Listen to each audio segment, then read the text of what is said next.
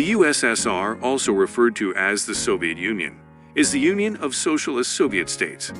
Not only was this one of the most historically significant economies to comprehend, but it was also the setting for some of the most contentious business practices ever, not just because it was the country that changed global politics throughout the second part of the 20th century, or because it experienced one of the worst and swiftest economic falls in contemporary times.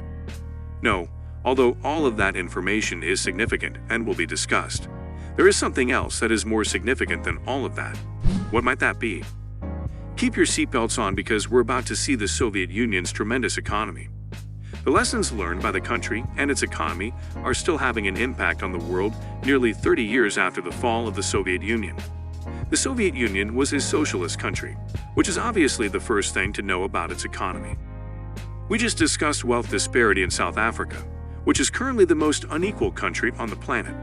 South Africa was the most unequal country on the planet in 1917, defined by a class system of royal officials and everyone else. People finally became tired of this in the very first half of the 20th century.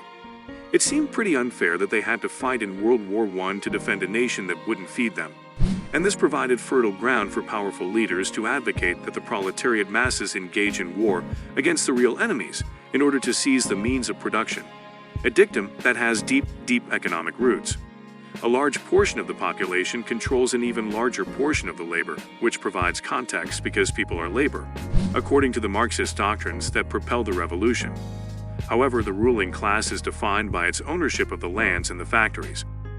Before that, don't forget to like and subscribe to this channel in Russian history. This was a rather turbulent period. There were civil wars, international wars, and power vacuums, which naturally resulted in a great deal of social and economic upheaval. This individual eventually ascended to an unchallenged position of power from the symbolic ashes. It was a prevalent fallacy that following the Russian Revolution, the nation suddenly sprang right into socialism. But in fact, the country didn't truly begin to take the form that Karl Marx and Vladimir Lenin had envisioned until 1928, a full 4 years after Lenin's passing. The first of a series of 5-year plans, which Joseph Stalin put into effect at this time, and served as the foundation for the majority of centrally planned socialist regimes as we advance, was established at this time. We saw it in China, North Korea, and even India, but it was unquestionably Soviet Russia that gave rise to these systems. A tight emphasis on heavy industries, notably food production, was called for in the first of the 5-year plans. Stalin was unwilling to make the same mistakes that Russia's previous rulers had made because he knew what a starving populace meant for those laws.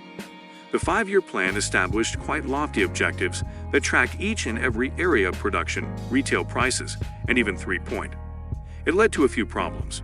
To begin with, the system as a whole was afflicted by both overly optimistic estimations of prospective output and similarly pervasive inaccurate reporting of all data. Real oversight among the employees was lacking. However, it is challenging to punish a worker because they were the cornerstone of the communist country. If you are a worker and discipline their management, well, that is not going to look good for you. The word Soviet is merely a translation from the Russian meaning Workers' Council, or more precisely, a union of workers. A system that worked better was to lie about your actual output figures on all levels to meet the bare minimum criteria. Everyone just agreed to go along with this lie because it suited people throughout all stages and at all levels of the production cycle to keep the lie going in order to not get gulagged right now. The absence of any motivation to exert any kind of extra role behaviors in your work is another significant problem with this system that is commonly brought out. At the end of the day, resources will be distributed based on needs by the state, and your own discretionary effort has little impact on what you receive. So a typical weakness of Marxist-Leninist social systems is that it doesn't provide much in the way of motivation to be a greater productive worker, manager, or business. Do you recall Stalin's economic policies, which included import and output monitoring, among other things? The government took this action for 2 reasons. First, to determine the effectiveness of their plan, and second, to devote resources to sectors that were underperforming.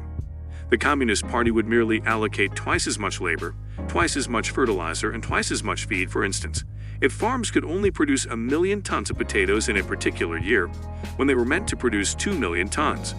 The same was true for the Soviet Union in that they would pour a tremendous amount of resources and work into an issue until the desired outcomes were attained if the results were not remarkable enough to display to the people of the nation. Although it isn't truly healthy for the economy, it does make everybody feel wonderful.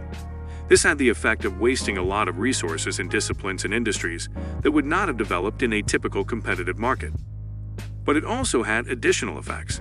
Imagine yourself as the aspirational and morally honest proprietor of a middle management type of the Soviet Union. You could operate your factory really efficiently, utilizing the bare minimum of resources to achieve the highest output, and perhaps get a pat on the back for your efforts. This means that in the following 5-year plan, you will receive more resources, a bigger factory and more workers, and you will appear like a hero if you manage to marginally boost output compared to the previous year's underwhelming performance.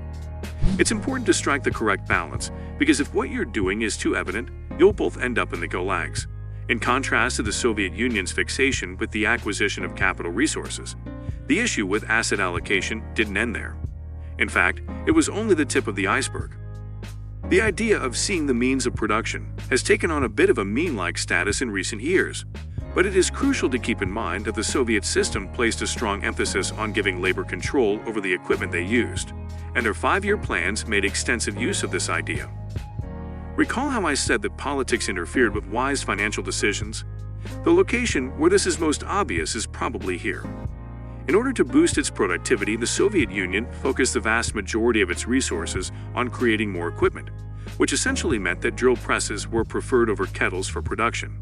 At the same time, the latter raised citizens' standards of living and enjoyment of life, and the former enhanced prospective economic productivity.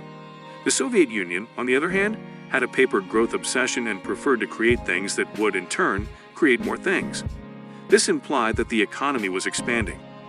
But it simply provided workers with more machinery than they actually needed, resulting in famines and social turmoil.